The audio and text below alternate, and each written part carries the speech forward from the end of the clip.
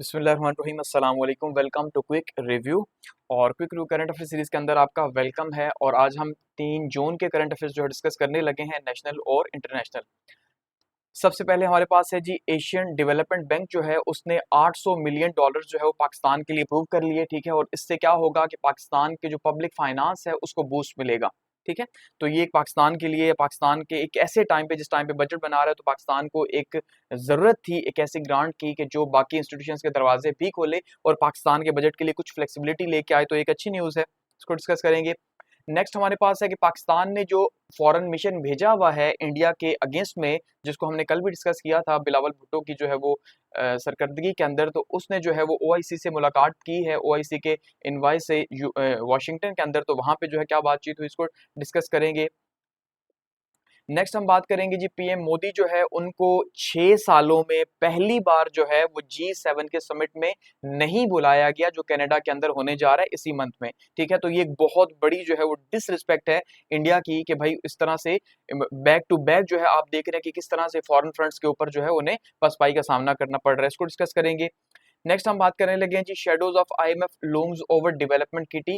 कि आईएमएफ जो है, जैसे हर बार कहा जाता है कि हम बिल्कुल टाइट हैं और हम बहुत कुछ करना चाहते हैं, लेकिन हमें आईएमएफ करने नहीं देता। तो इस बार भी आप यही सुनेंगे कि आईएमएफ जो है उसने डेवलपमेंट जो बजट है उसमें कटौती कर दी है। ठीक है, और बजट को बढ़ाने नहीं दे रहा, जो डेवलपमेंट जो बजट है उसको। तो उसको डिस्कस करेंगे।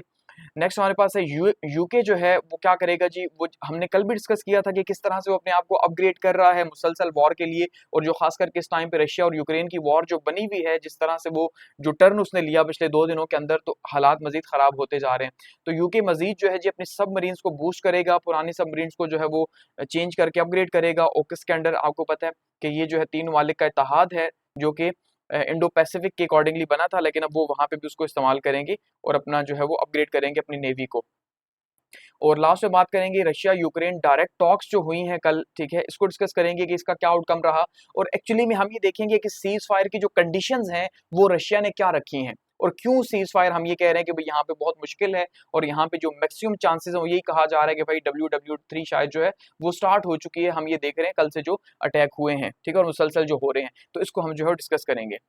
तो स्टार्ट करते हैं। सबसे पहले आते हैं जी एशियन डेवलपमेंट बैंक के ऊपर। ठीक है, तो Asian development bank basically loan वगैरह देता है डेवलपमेंट के प्रोजेक्ट्स के लिए एशिया के अंदर। ठीक है, तो एशियन डेवलपमेंट बैंक, अब इसका मतलब ये नहीं है सिर्फ एशिया के अंदर, लेकिन एशियन कंट्रीज जो है इससे लोन लेते हैं अपनी डेवलपमेंट प्रोजेक्ट्स को लेके। तो ये इसने अप्रूव किया है $800 मिलियन का, और ये पाकिस्तान को एक बूस्ट मिला है पब्लिक फाइनेंस के अंदर। ठीक है, पब्लिक फाइनेंस मतलब सरकारी जो खजाना है उसको पब्लिक फाइनेंस कहा जाता है। तो 3 जून की न्यूज़ है कि इसमें क्या कहा जा रहा है जी, कि एशियन डेवलपमेंट बैंक ने एक ऐसे टाइम पे पाकिस्तान के लिए लोन अप्रूव किया कि जब पाकिस्तान का जो है वो बजट आने लगा है 10 जून को, आपको पता है। ठीक है, और ये वो टाइम है, ये इंतहाई क्रिटिकल टाइम है कि इस टाइम पे बजट का ये जो फंड है इसका रिलीज होने का मतलब यही है कि फिलहाल जो इंडिकेटर्स हैं पाकिस्तान के वो कुछ ना कुछ पॉजिटिव जरूर हैं, तभी जो है वो उनकी तरफ से ऐसे टाइम पे जो है वो आया। दूसरा हम ये देख रहे हैं क्योंकि पाकिस्तान जो है वो आईएमएफ के प्रोग्राम्स के अकॉर्डिंगली चल रहा है, तो जाहिर बात है जब आईएमएफ के प्रोग्राम्स होते हैं तो एशियन डेवलपमेंट बैंक उन मालिक को फिर लोन देता है, ग्रांट करता है। लेकिन अगर हम आईएमएफ की कंडीशंस पूरी ना करें तो फिर ये बैंक जो है वो, या कोई भी बड़ा इदारा जो है वो लोन नहीं देता, क्योंकि उन्हें पता होता है अगर आईएमएफ के साथ नहीं चल रहा तो कल को हमारे साथ भी नहीं चलेगा। तो एशियन डेवलपमेंट बैंक ने जो है वो $800 मिलियन पाकिस्तान को दी। और इंटरेस्टिंग बात ये है कि ये किस लिए दिए हैं, ये जो पैकेज है इसमें 300 मिलियन पॉलिसी बेस्ड लोन भी मौजूद है। यानी पॉलिसी बेस्ड लोन का मतलब ये है कि $300 मिलियन जो है वो बजट के अंदर पाकिस्तान कहीं ना कहीं इसको एलोकेट करेगा। नॉर्मली होता ये है कि आईएमएफ तो जो पैसे दे रहा होता है वो हम बजट में कहीं ना कहीं रख रहे होते हैं, लेकिन एशियन डेवलपमेंट बैंक का मतलब भी ये है कि वो डेवलपमेंट के प्रोजेक्ट्स के लिए डायरेक्टली पैसा देता है। जैसे पाकिस्तान में जो डैम बने हुए हैं, आप ये समझ लें कि वो एशियन डेवलपमेंट के पैसे से ही बने हुए हैं, एशियन डेवलपमेंट के डैम के पैसे जो बने हुए हैं। अच्छा, अब यहाँ पे अगर हम इसको देखें जो पॉलिसी लोन है, तो इसका मतलब ये है कि वो फर्स्ट टाइम पाकिस्तान को ये कह रहा है पहली दफा कि भाई ये पैसे आप अपनी पॉलिसी के ऊपर लगाओ, बजट में जो आप पॉलिसी बनाओगे उसके अकॉर्डिंगली लगाओ, लेकिन सारे नहीं, सिर्फ 300 मिलियन।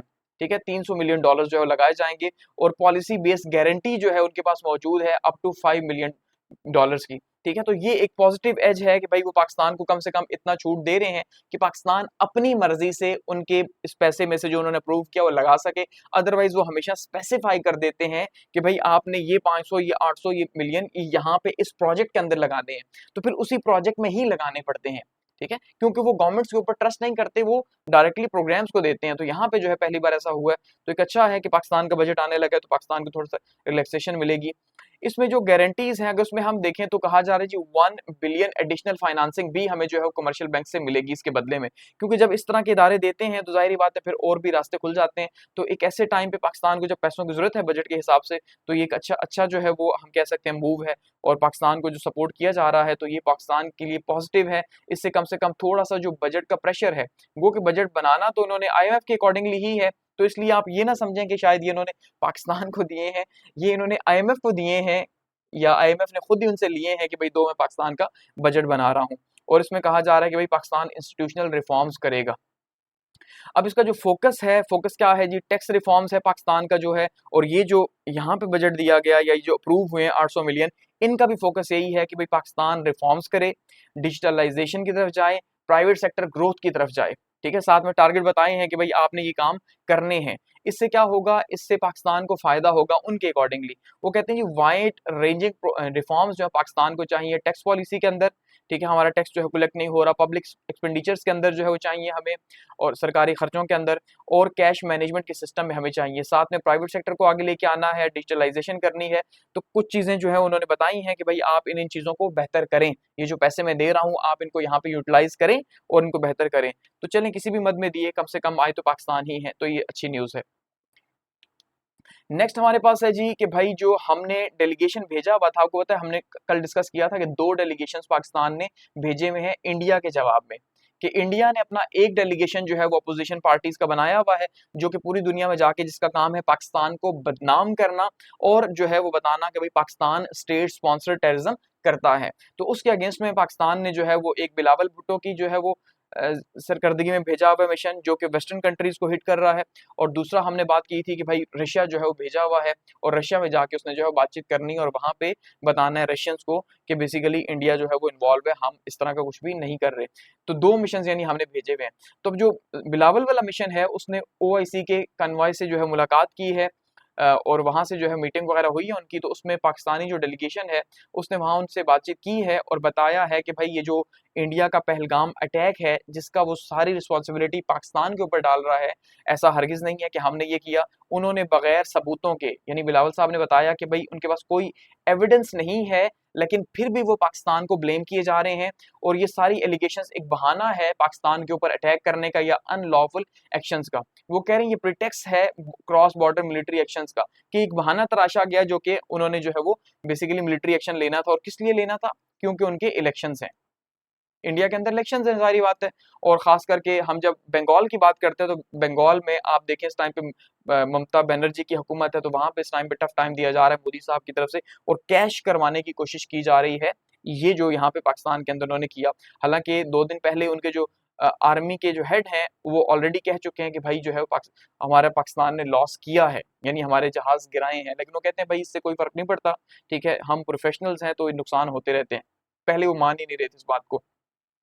और साथ में उन्होंने बताया कि इंडिया ने सिविलियंस को जो है टारगेट किया है, और इसके साथ साथ इंडिया ने जो सस्पेंड कर दी है इंडस वाटर ट्रीटी, इसकी भी बातचीत जो है वो की गई है OIC के सामने, और बताया गया कि भाई जो वाटर को वेपनाइज करना है इससे खित्ते में कशीदगी बढ़ेगी, ठीक है, और दोनों ही जो कंट्रीज हैं बेसिकली वो न्यूक्लियर कंट्रीज हैं। तो इससे क्या होगा, इससे लार्जर कॉन्टेक्स्ट के अंदर दुनिया के अंदर जो है वो ग्लोबल पीस और सिक्योरिटी जो है उसको एक थ्रेट है इंडिया के एक्शंस की वजह से। इंडिया जो है वो बगैर सोचे समझे काम कर रहे, तो ये जो बातचीत वहां पे बिलावल साहब ने या पाकिस्तानी मिशन ने वहां पे की है OIC के सामने, ठीक है। बाकियों से मुलाकात भी करनी है लेकिन फिलहाल, और इसके साथ साथ UN की जो सिक्योरिटी काउंसिल के प्रेसिडेंट है उनसे भी मुलाकात की है बिलावल ने, जो सिक्योरिटी काउंसिल के जो प्रेसिडेंट है उनकी, ठीक है, UN के प्रेसिडेंट की नहीं।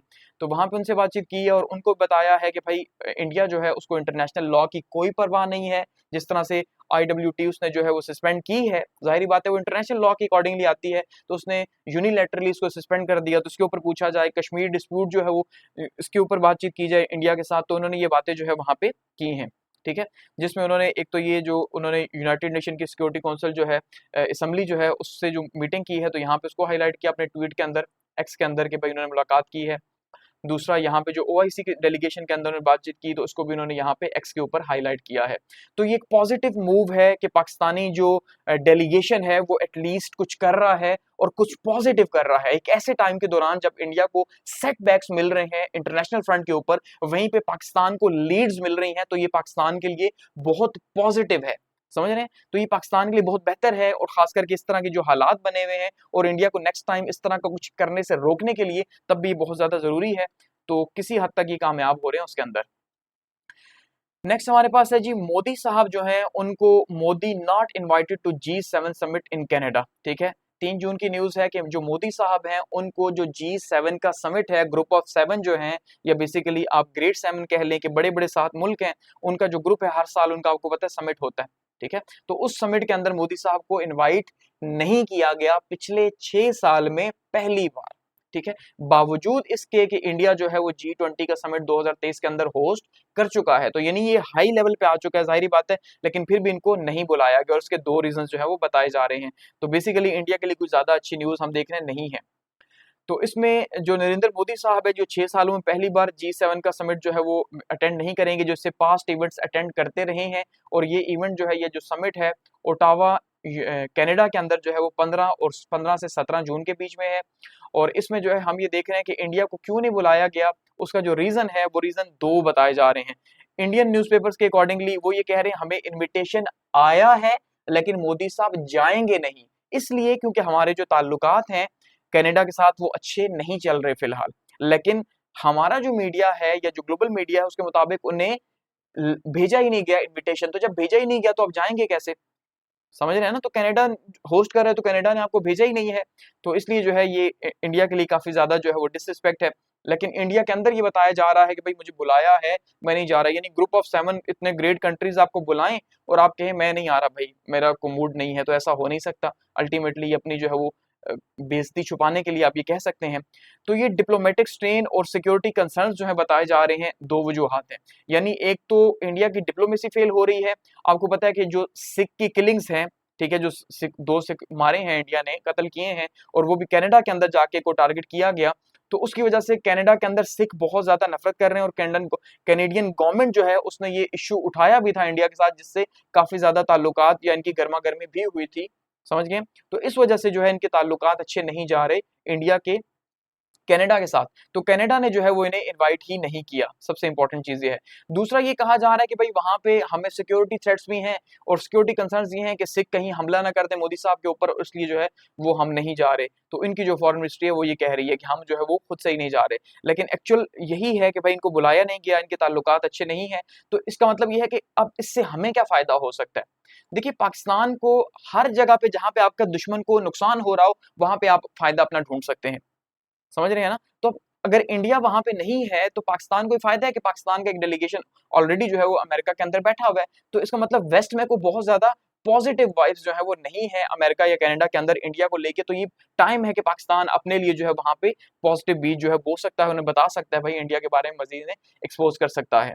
और ये मोदी के लिए भी बहुत ज्यादा जो है वो शर्म की बात है कि इतने सालों के बाद जो है वो अपने आप को इतना समझ के तो उनको अवॉइड किया गया इस तरह से। अच्छा, अब गो के इंडिया G7 का मेंबर नहीं है, याद रखिएगा। Shadow of IMF looms over development kitty, कि जो डेवलपमेंट फंड है ये कहा जा रहा है जी उस पे IMF जो है उसने मना कर दिया है, और उसने कहा है कि आपको अपने बजट के अंदर डेवलपमेंट फंड को कम करना होगा।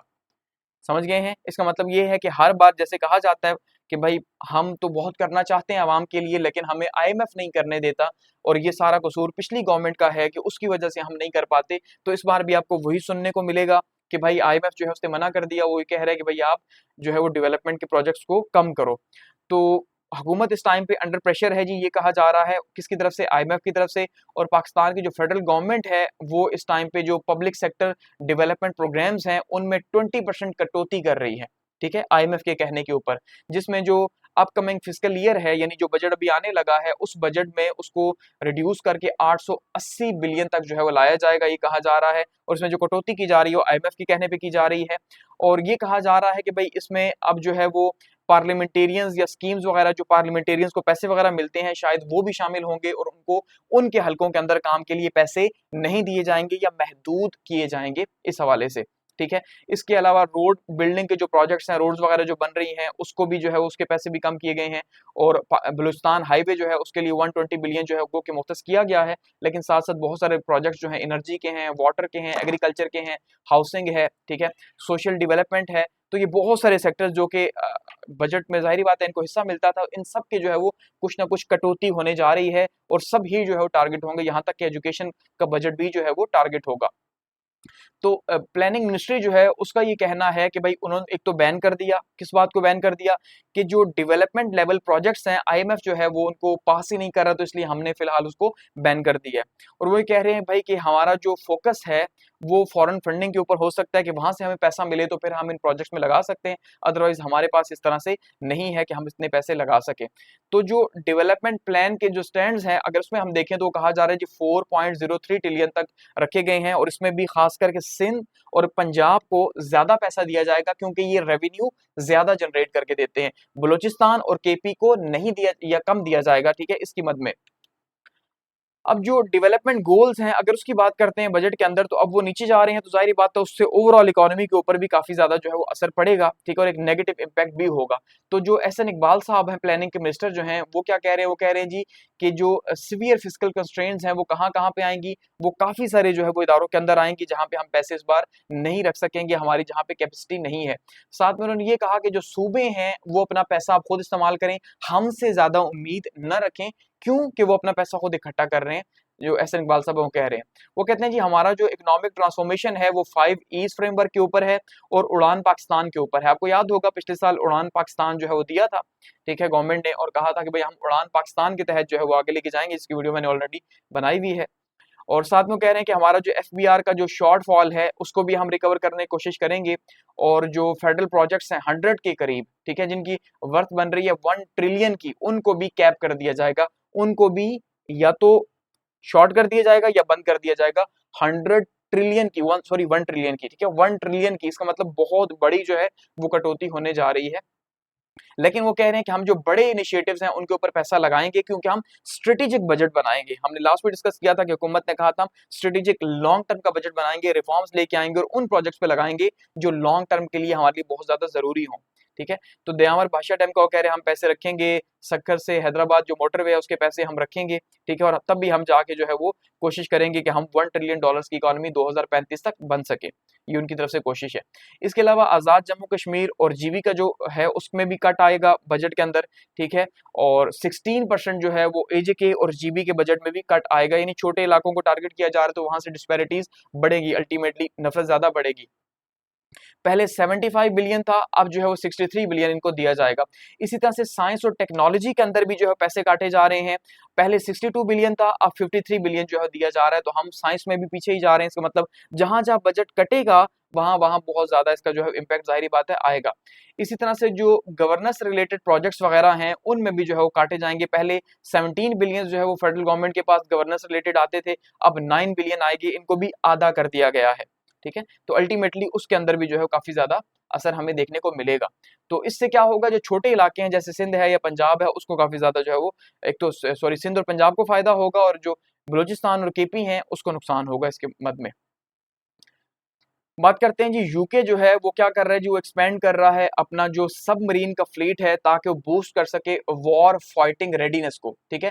जंगी तैयारियां जो है अब जोरों शोर से दुनिया के अंदर जारी हैं और कल भी हमने बात की थी कि दुनिया जो है जंग की तरफ जा रही है और किसी भी टाइम पे आपको न्यूज मिल सकती है कि भाई जो है जंग स्टार्ट हो चुकी है, वर्ल्ड वॉर 3 ऑलरेडी, कुछ लोग जैसे कहते हैं कि भाई ऑलरेडी स्टार्ट है, सिर्फ वो जो है अभी आहिस्ता आहिस्ता उसके अंदर जो है ममालिक इन्वॉल्व होंगे। तो ये जो यूके है उसने कल भी प्रोजेक्ट अपना अनाउंस किया था और आज भी जो है वो क्या कर रहे हैं जी, हम क्या कर रहे हैं कि हम जो है वो अपने डिफेंस को मजबूत करने के लिए अपनी नेवल सिस्टम को मजबूत कर रहे हैं। तो कह रहे हैं ग्लोबल सिक्योरिटी चैलेंजेस को देखते हुए और खास करके रशिया के एग्रेशन को देखते हुए, क्योंकि रशिया जो है उसने आपने देखा कि किस तरह से यूक्रेन और रशिया के बीच में जो झड़प हुई है और बहुत ही क्लासिकल किस्म की हुई है और बहुत ही खतरनाक हुई है। तो कहते हैं जी हमने उसको देखते हुए यूके ने फैसला किया है कि वो अपना जो न्यूक्लियर पावर सबमरीन्स हैं उसको अपग्रेड करेगा, यानी नॉर्मल सबमरीन्स नहीं है, ये न्यूक्लियर पावर्ड सबमरीन्स हैं, ठीक है, इंतहाई खतरनाक किस्म की। और इसको जो है वो कह रहे हैं ये न्यू स्ट्रेटेजिक डिफेंस रिव्यू जो है उसके अंडर हम इसको आगे लेके जा रहे हैं। और हम क्या करेंगे, वो कहते हैं हमारी जो पुरानी जो है वो मौजूद है उनको हम रिप्लेस करके तो हम अपनी जंग की तैयारी कर रहे हैं और नई जो है सबमरीन जो है वो लेके आ रहे हैं वॉर की रेडीनेस के लिए। कि ये कहा जाता है कोल्ड वॉर के बाद जो है एक अच्छा खासा गैप रहा 30 से 40 साल का, और उसके बाद हम देख रहे हैं दोबारा से जो है वो यूरोप ने अपना मिलिट्री बिल्डअप स्टार्ट कर दिया जो उसने कोल्ड वॉर के टाइम पे किया था। तो बीच में से गैप आया और फिर से हम देख रहे हैं कि जो है वो एक नई कोल्ड वॉर या शायद एक और वॉर के लिए तैयार हो रहा है यूरोप। इस जो प्रोजेक्ट है इसके अंदर वो कह रहे हैं जी 10 साल का ये मंसूबा है, ये 10 इयर्स का जो प्रोजेक्ट है इसके अंदर हम कंस्ट्रक्ट करेंगे न्यू जो है वो म्यूनिशन प्लांट्स को हम करेंगे, असला वगैरह जो बनाएंगे, और हम इसके अंदर जो है वो हजारों की तादाद में जो है वो वेपन्स वगैरह बनाएंगे, लॉन्ग रेंज के खास करके कहा गया कि हम बनाएंगे। इसके साथ वो कह रहे हैं जी साइबर और इलेक्ट्रोमैग्नेटिक कमांड जो है उसके सिस्टम को हम लेके आएंगे, और डिजिटल वॉरफेयर कैपेबिलिटीज अपनी जो है उसको भी हम बढ़ाएंगे, और हम अपने जीडीपी का 2.5% 2027 तक लगाएंगे और उसको फिर 3% पे लेके जाएंगे जो कल उन्होंने बात की थी। अब बेसिकली ये जो काम हो रहा है ये हो रहा है जी ऑकस के अंडर AUKUS। अब ये जो AUKUS है ये बेसिकली 3 ममालिक जो हैं जिसमें जो है हम देख रहे हैं अमेरिका है, ठीक है, यूके है और ऑस्ट्रेलिया है। तो ये 3 ममालिक जो हैं वो शामिल हैं इसके अंदर। इन तीनों ने जो है वो ये इरादा किया हुआ था कि हम जो इंडो पैसिफिक है, इंडो पैसिफिक मतलब जो समंदर है चाइना और इंडिया के बीच में, ठीक है, और फिलिपाइन वगैरह के बीच में पैसिफिक ओशन, तो उसके ऊपर हम जो है ये सबमरीन्स बनाकर वहां पे अपनी ग्रिप को मजबूत करेंगे ताकि हम चाइना को काउंटर कर सकें। लेकिन अब ये कह रहे हैं बनाएंगे तो उसी की मद में ही, लेकिन हम इसे अपनी साइड पे भी नहीं अटलांटिक ओशन के अंदर भी इस्तेमाल कर सकते हैं। तो इसके ऊपर जो कॉस्ट आएगी 15 बिलियन पॉन्ड्स की आएगी। इतनी बड़ी कॉस्ट आप अंदाजा कर लें ये कॉस्ट आएगी, और ये फर्स्ट टाइम इन्होंने कॉस्ट बताई है कि हम जो है वो रीन्यू करेंगे 2030 तक पुरानी जो हमारी सबमरीन्स है उनको खत्म कर देंगे और उनको अपग्रेड करके हम जो है वो उससे आगे लेके जाएंगे। इससे जॉब क्रिएशन होगी, टेक्नोलॉजिकल डेवलपमेंट होगी और हम आगे बढ़ेंगे, यूके का ये कहना है। और लास्ट हमारे पास है जी रशिया यूक्रेन की बात करते हैं। रशिया यूक्रेन डायरेक्ट टॉक्स जो है वो हुई हैं, दूसरा राउंड तुर्की के अंदर, और जो है सीज फायर फिलहाल नहीं हो सका, और कुछ बातों के ऊपर जो है वो एग्रीमेंट हुआ और कुछ के ऊपर नहीं हुआ। तो अब देखते हैं कि क्या इसमें बातचीत हुई है और कहाँ पे एग्रीमेंट हो रहा है और कहाँ पे नहीं हो रहा। आपको पता है कि भाई 2 दिन पहले जो है इतवार की रात की अगर हम बात करते हैं तो यूक्रेन ने अटैक किया और बहुत ही शदीद किस्म का अटैक किया, और 40 के करीब जो है वो न्यूक्लियर वॉरहेड ले जाने वाले जो जहाज हैं, इंतहाई एडवांस जहाज, उनको टारगेट किया, और उसके बाद जो है ये कहा जा रहा है नेगोशिएशंस हुई हैं। तो जो एग्रीमेंट है इसके अंदर फिलहाल तो सीज फायर जो है वो नहीं हो रहा, लेकिन कुछ बातें जो है यहाँ पे की गई हैं। ये 2 जून 2025 को जो है इस्तांबुल के अंदर ये हुआ। सबसे पहले तो आपको पता होना चाहिए जो इनकी टॉक्स हुई हैं रशिया और यूक्रेन के बीच में, और टर्की जो है वो उसको मेडिएट कर रहा है बेसिकली, जिसमें ये फैसला किया गया कि हम प्रिजनर स्वैप्स करेंगे, जिसमें ये कहा जा रहा है कि दोनों साइड से हजारों की तादाद में जो है वो प्रिजनर्स मौजूद हैं, और उनमें से ये फैसला हुआ है कि हम क्या करेंगे जी, हम जो प्रिजनर्स खास करके जो सीरियसली जो इंजर्ड है उनको एक्सचेंज करेंगे, ठीक है, और इसके साथ साथ 18 से 25 साल के जो फाइटर्स हैं उनको हम वापस करेंगे। समझ गया ना, यूथ जो है जाहिर बात है बड़ी एज का, अब उसको क्या ठीक करके दोबारा बाहर में लेके आएंगे। तो 18 से 25 साल तक के जो फौजी हैं दोनों साइडों से, इनको हम वापस एक्सचेंज करेंगे, और 1000 इंडिविजुअल जो हैं ईच साइड से जो है वो ट्रांसफर किए जाएंगे। तो यूक्रेन ने साथ में एक और भी रिपोर्ट जो है उन्हें सबमिट करवाई है 400 बच्चों की, कि भाई 400 बच्चे भी रशिया ने अगवा कर लिए। अब देखें जरा, ये प्रेशर होता है, एक किस्म का फैमिलीज का प्रेशर आता है गवर्नमेंट्स के ऊपर। तो यूक्रेन ये कह रहा है कि 400 बच्चे जो आपने हमारे अगवा किए हैं आप वो भी वापस करें, लेकिन रशिया ने इसको डिनाई कर दिया फिलहाल, और वो एग्री हुआ है सिर्फ 10 बच्चे वापस करने में। यानी वो ये नहीं कह रहा कि मैंने अगवा नहीं किए, वो ये कह रहा है भाई मैं सिर्फ 10 ही वापस करूंगा। तो बच्चों का क्या कसूर वॉर के अंदर, आप देखें किस तरह के हालात हैं। तो ये ह्यूमैनिटेरियन एग्रीमेंट्स हैं बेसिकली, कि दोनों साइड से फैमिलीज का प्रेशर है कि भाई हमारे बच्चों या हमारे फौजियों को वापस लाया जाए। तो ये फैसला जो है वो इनके बीच में हुआ है फिलहाल, ये जो कल बातचीत हुई है, ठीक है। लेकिन अभी फिलहाल जो ब्रॉडर ट्रूस है या जो एग्रीमेंट है उसके ऊपर बातचीत नहीं हुई, क्योंकि वहां पे जो बातचीत हो रही है वो काफी ज्यादा क्रिटिकल है। जो रशिया की डिमांड्स हैं वो शायद अनएक्सेप्टेबल कही जा रही हैं। अब रशियन डिमांड्स की बात करते हैं तो रशिया क्या कह रहा है जी। अब देखिए रशिया जो बातें कर रहा है वो कहाँ रियलिटी है या क्या वो हो सकती हैं। इसलिए कल भी मैंने आपसे कहा था इस वॉर के खत्म होने के चांसेस जस्ट 20% है, और इसके जो बढ़ने के चांसेस हैं वो 80% है, अगर हालात इसी तरह चलते हैं, ठीक है। तो फिलहाल हमें यही लग रहा है कि भाई कल से ये वॉर जो है मजीद इंटेंसिफाई हो गई है, जब से जर्मनी ने लॉन्ग रेंज मिसाइलों का अलाउ कर दिया यूक्रेन को, तो उससे हालात मजीद खराब हो गए। अब रशिया रशिया को क्या कह रहा है जी यूक्रेन को, रशिया यूक्रेन को ये कह रहा है कि सबसे पहली बात तो ये करो कि विड्रॉल फ्रॉम 4 एनेक्स रीजन्स, कि जहां पे आपने कब्जा किया हुआ है 4 रीजन्स के अंदर, वहां से निकल जाओ, ठीक है, वो नहीं निकलेगा। पहली बात तो है यूक्रेन। दूसरा वो कह रहे हैं कि भाई जो वेस्टर्न आर्म डिलीवरीज हैं उसको स्टॉप कर दो, यानी जब वो वेस्टर्न आर्म्स ही नहीं लेगा तो लड़ेगा कहाँ पे, ये बात भी मुश्किल से मानने वाली है। फिर वो कह रहे हैं जो फॉरेन ट्रूप्स लड़ रहे हैं आपके पास नेटो वगैरह के जो बाकी मालिक के हैं उनको खत्म कर दो, उनको वापस भेज दो, यूक्रेन की जमीन से वापस भेजो। तो ये कंडीशन जो है लगाई जा रही है। साथ में वो ये कह रहे हैं यूक्रेन जो है वो डिक्लेयर करे अपनी न्यूट्रलिटी, वो ये ना कहे कि मैं नेटो के साइड हूँ, मैं नेटो उसको सपोर्ट में हूँ, वो कहे मैं अकेला हूँ भाई, मैं न्यूट्रल हूँ, ठीक है। इससे क्या होगा कि वो, और साथ साथ वो ये कह रहे हैं कि रशियन और जो यूक्रेनियन लैंग्वेज है, यानी यूक्रेनियन लैंग्वेज तो यूक्रेन में बोली जाती है, लेकिन साथ में आप रशियन लैंग्वेज को भी यूक्रेन के अंदर जो है वो गवर्नमेंट की सतह पे लेके आए। तो जाहिर बात है ये तो बिल्कुल डिक्टेट करने वाली बात है रशिया की तरफ से, और ये वो बातें हैं जो शायद कि किसी भी सूरत एक्सेप्टेबल ना हो कि भाई इतना बड़ा अलायंस है नेटो का, तो वो कैसे इसको तो अपनी तस्दीक समझेगा कि भाई एक मुल्क उन्हें डिक्टेट कर रहा है कि ये चीजें कर दो, तो ये मुमकिन नहीं है। इसलिए मैं आपको कह रहा हूँ कि इस वॉर के चांसेस फिलहाल तो लग नहीं रहे कि ये रुकेगी। साथ में वो कह रहे हैं भाई मार्शल लॉ को खत्म करो और नए इलेक्शंस करवाओ, तो नए इलेक्शंस करवाओ तो ज़ेलेंस्की साहब कहाँ जाएंगे, बेचारा वॉर वो लड़ रहा है, भाग दौड़ वो कर रहा है दुनिया के अंदर, तो अब उसको इतना भी मौका ना मिले कि कुछ तो एंजॉय करे एक और टर्म के लिए, तो ऐसा नहीं होगा। तो ये वो सारी बातें हैं जो कि बहुत मुश्किल हैं। इसीलिए जो यूक्रेन है वो ये कह रहा है कि भाई ये हमारी सोवरेनिटी के खिलाफ है। सोवरेनिटी का मतलब यही है ना, सोवरेनिटी एक्सटर्नल और इंटरनल दोनों होती है, तो ये इंटरनल सोवरेनिटी है कि आप हमारे इदारों को या हमें नहीं बता सकते कि ये करो ये करो ये करो, आप डिक्टेट करेंगे तो हम कहाँ के आजाद हैं फिर, तो ये हम नहीं मानेंगे, यूक्रेन ये कह रहे हैं। तो अब फिलहाल जो है वो टॉक जो है वो मजीद आगे बढ़ाई जाएंगी 20 को और 30 को जो है वो, तो कहा ये जा रहा है जो ज़ेलेंस्की साहब हैं वो पुतिन साहब से मिलने के ख्वाहिशमंद हैं, लेकिन पुतिन साहब की तरफ से अभी कोई जवाब नहीं आया कि मिलेंगे कि नहीं, जबकि जो उर्दवान है वो ये चाह रहे हैं कि ये ट्रायल रेटल समिट हो, यानी कि ज़ेलेंस्की भी हो, पुतिन भी हो और ट्रंप भी हो, यानी अमेरिका जाहिर बात है इसको देख रहा है, तो ट्रंप भी हो ताकि कोई फैसला हो सके और मजीद मामलात आगे बढ़ सके, ये कहा जा रहा है। अब देखिए बेसिकली अगर हम देखते हैं व्हाट हैपेंड ऑन जून 1 के 1 जून को क्या हुआ जिसने वॉर की जो डायमेंशंस हैं उसको बदल दिया और पूरी दुनिया के अंदर एक थ्रेट फैल गया कि वर्ल्ड वॉर 3 स्टार्ट हो चुकी है और दुनिया गई, और अब अभी रशिया जो है वो एटम बम फेंकेगा, जापान के बाद दूसरी जगह पे एटम बम फेंका जाएगा जी, वो यूक्रेन के अंदर फेंका जाएगा। तो ज़ेलेंस्की साहब ने 117 ड्रोन जो है वो बेसिकली अटैक किए हैं रशिया के ऊपर इतवार को, ठीक है, और उसको बहुत ही ज्यादा रशिया को इसके के तौर पे नुकसान हुआ। यूक्रेन का ये कहना है कि रशिया को ऑलमोस्ट 7 बिलियन डॉलर्स का लॉस हुआ, 7 अरब डॉलर्स का नुकसान जो है वो हुआ है, जिसमें वो कह रहे हैं कि हमने जो ड्रोन स्ट्राइक्स की हैं ये एयर बेसिस के ऊपर की हैं और 1000 किलोमीटर अंदर जाके की हैं, जो कि पॉसिबल नहीं था।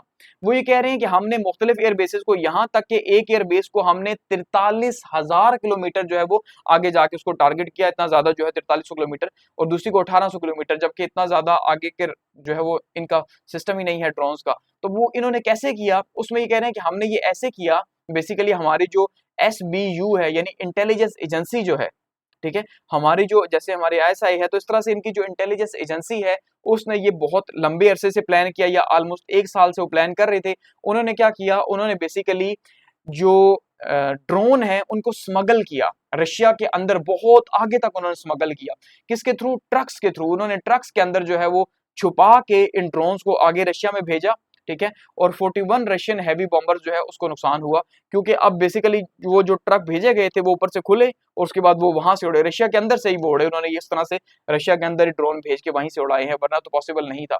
जो 4 एयर बेसिस के ऊपर जो है वो उन्होंने हिट किया, और इसमें TU-95 और TU-20 जो है ये स्ट्रेटेजिक बॉम्बर्स हैं जो कि न्यूक्लियर वॉरहेड लेके जा सकते हैं, इनको टारगेट किया गया और जिससे जो है बहुत ज्यादा नुकसान जो है वो हुआ। तो ये जो मूव थी, एक आप ये कह लें जो यूक्रेन की मूव थी रशिया के अगेंस्ट में, इसने वॉर को बदल दिया, और अल्टीमेटली इसके जवाब में जो है वो रशिया भी अब जो है बड़े हैवी मिसाइल जो है गिरा रहा है यूक्रेन के ऊपर, सिविलियंस को भी टारगेट किया जा रहा है, क्योंकि जब तक सिविलियंस टारगेट नहीं होंगे तब तक पैनिक क्रिएट नहीं होगी। याद रखिएगा, मिलिट्री के 100 लोग भी मर जाएं तो एक कॉन्सेप्ट है ना कि यार मिलिट्री तो जंग लड़ रही है, मर गए तो ऐसे ही है, लेकिन जब सिविलियन 10 भी मरेंगे या 5 भी मरेंगे तो वहां पे एक अलार्म होगा, पूरी दुनिया के अंदर शोर होगा, तो इसलिए अब जो है सिविलियंस को भी टारगेट किया जा रहा है। तो ये वॉर नेक्स्ट लेवल पे है। अब इससे पहले कि ये वॉर मजीद आगे बढ़े, अगर इंटरनेशनल प्लेयर्स अपना रोल प्ले करते हैं तो उसको थोड़ा सा कंट्रोल किया जा सकता है, लेकिन फिलहाल लग ऐसा नहीं रहा, खास करके यूरोप की तरफ से जो है वो बहुत ज्यादा जो पुश मिली है ज़ेलेंस्की को, क्योंकि ऐसा मुमकिन नहीं है कि ज़ेलेंस्की साहब अपने आप ही जो है वो इतना बड़ा अटैक कर दें और पूरा रशिया आगे से अगर एटॉमिक अटैक कर दे, ठीक है, न्यूक्लियर वेपन्स का, तो वो सारी रिस्पॉन्सिबिलिटी किसके ऊपर होगी, ज़ेलेंस्की के ऊपर। तो वो अकेला शख्स कभी रिस्पॉन्सिबिलिटी नहीं उठा सकता, याद रखिएगा, उसके हालात पहले ही नाजुक हैं।